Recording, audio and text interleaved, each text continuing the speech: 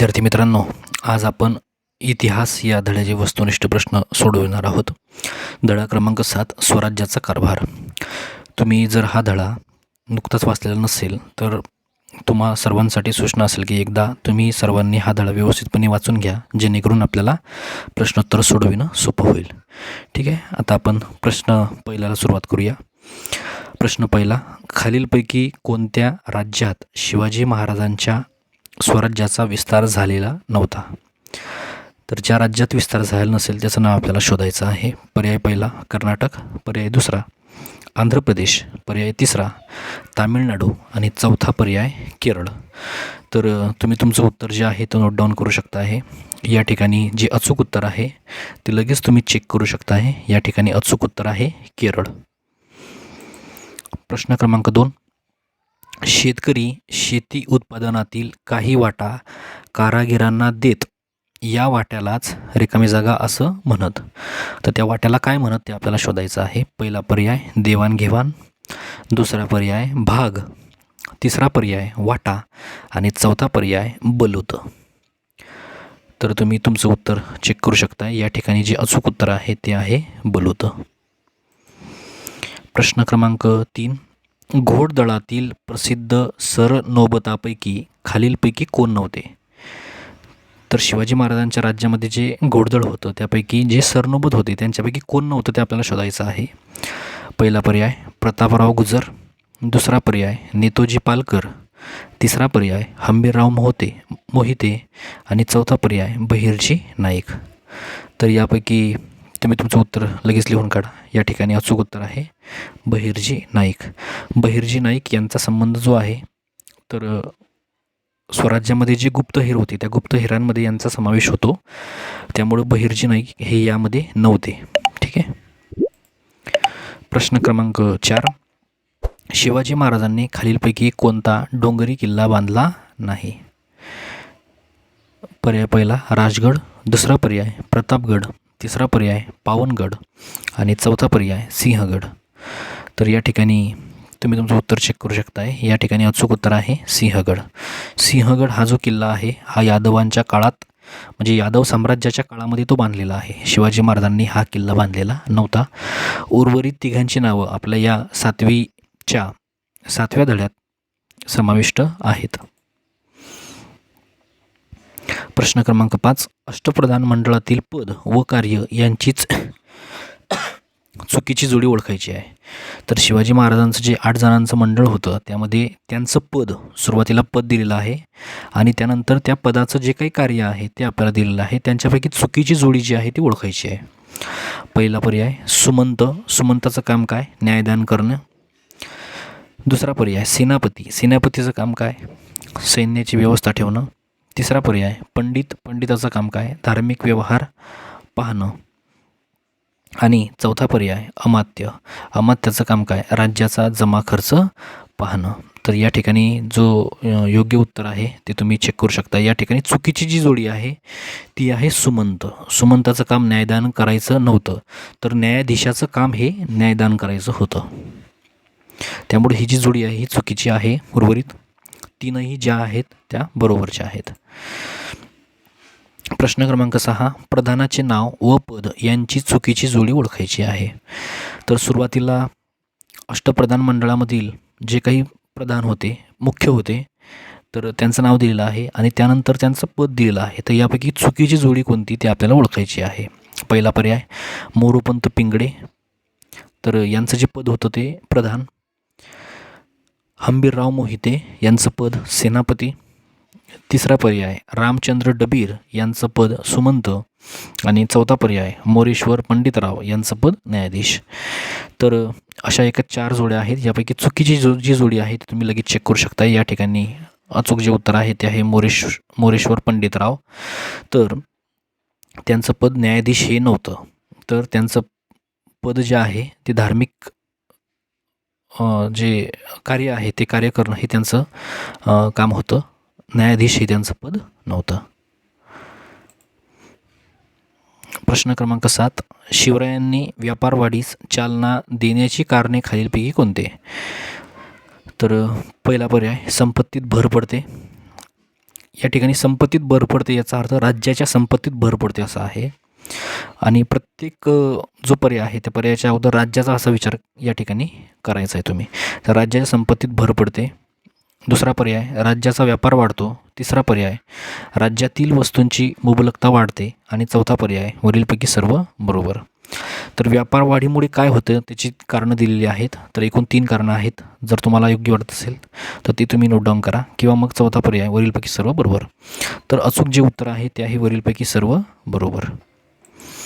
पुढील प्रश्न क्रमांक 8, गटात न बसणारा शब्द ओळखायचा आहे.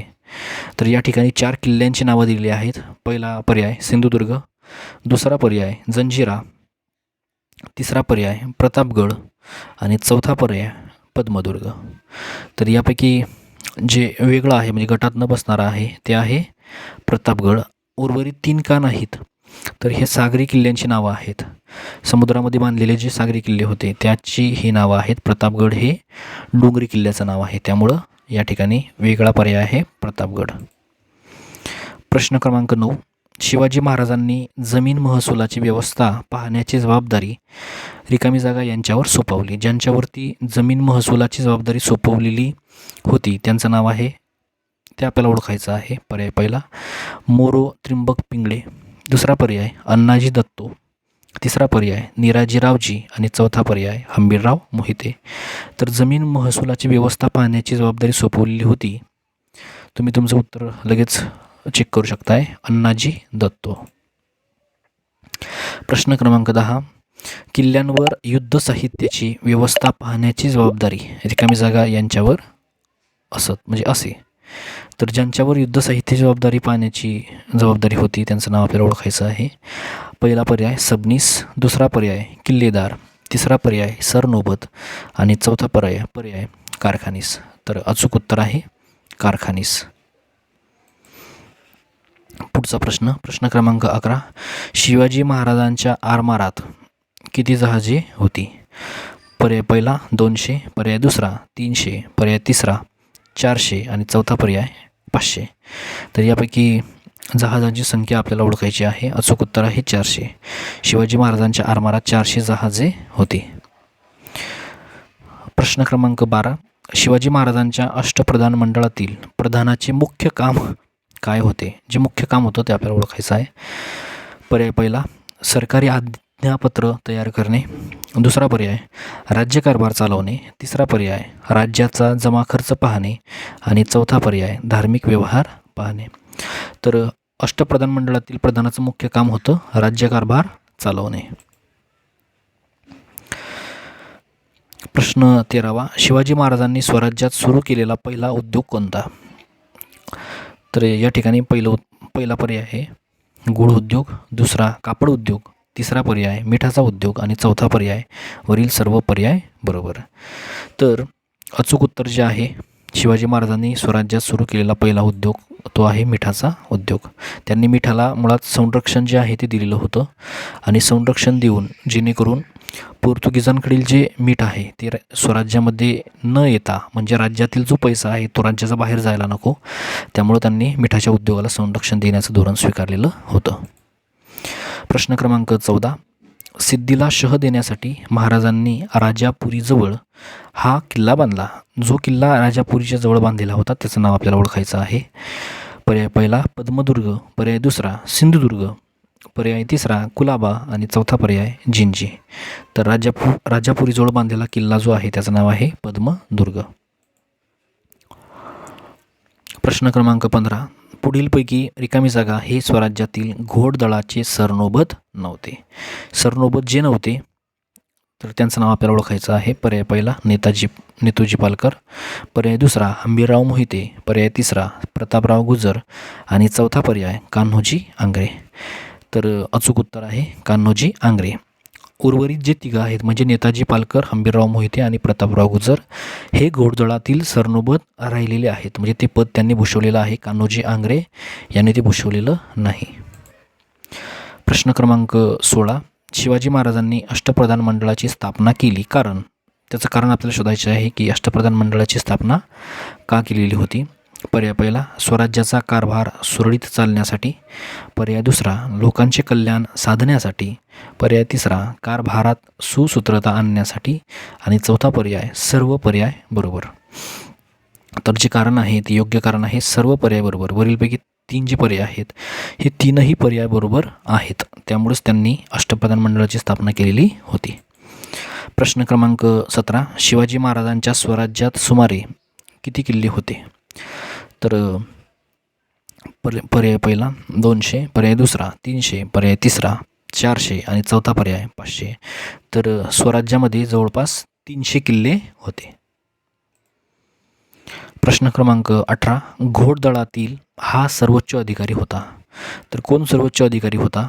पर्याय पहिला शिलेदार, पर्याय दुसरा बारगीर, पर्याय तिसरा सरनोबत आणि चौथा पर्याय सेनापती. तर तुम्ही तुमचं उत्तर जे आहे ते लिहून काढा आणि लगेच चेक करा. घोडदळातील सरनोबत हा सर्वोच्च अधिकारी होता. प्रश्न क्रमांक 19, किल्ल्यावर खालीलपैकी कोणता अधिकारी नसे? तर जो अधिकारी त्या ठिकाणी राहत नसे त्याचं नाव आपल्याला शोधायचं आहे. पहिला पर्याय किल्लेदार, दुसरा सबनीस, तिसरा पर्याय कारखानीस आणि चौथा पर्याय गडकरी. तर जे अचूक उत्तर आहे ते आहे गडकरी. प्रश्न क्रमांक 20, भारताच्या सध्याच्या लष्करी दलामध्ये खालीलपैकी कोणते दल समाविष्ट नाही? म्हणजे हा जो आहे हा चालू घडामोडीशी संबंधित प्रश्न आहे. हा आपल्या पाठ्यपुस्तकातील प्रश्न नाही आहे. त्यामध्ये सांगापाहमध्ये तो प्रश्न विचारलेला आहे. तर भारताच्या सध्याच्या लष्करी दल म्हणजे आता आपली जी मिलिटरी फोर्स आहे त्यामध्ये कोणतं दल समाविष्ट नाही आहे त्याचं आपल्याला शोधायचं आहे.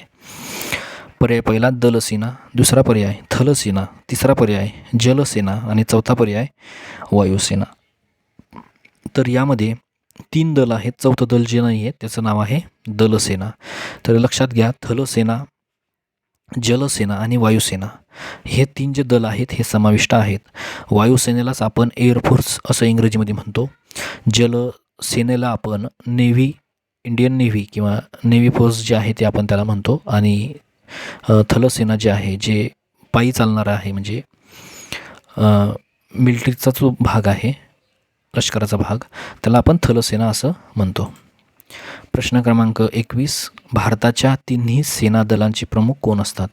आता हा प्रश्नसुद्धा चालू घडामोडीशी संबंधित आहे, आपल्या सामान्य ज्ञानाशी संबंधित असलेला प्रश्न आहे. तर पर्याय पहिला पंतप्रधान, दुसरा पर्याय राष्ट्रपती, तिसरा पर्याय न्यायाधीश आणि चौथा पर्याय मुख्यमंत्री. तर लक्षात घ्या की भारताच्या 3ही सेना दलांचे प्रमुख जे असतात त्यांचं नाव आहे राष्ट्रपती.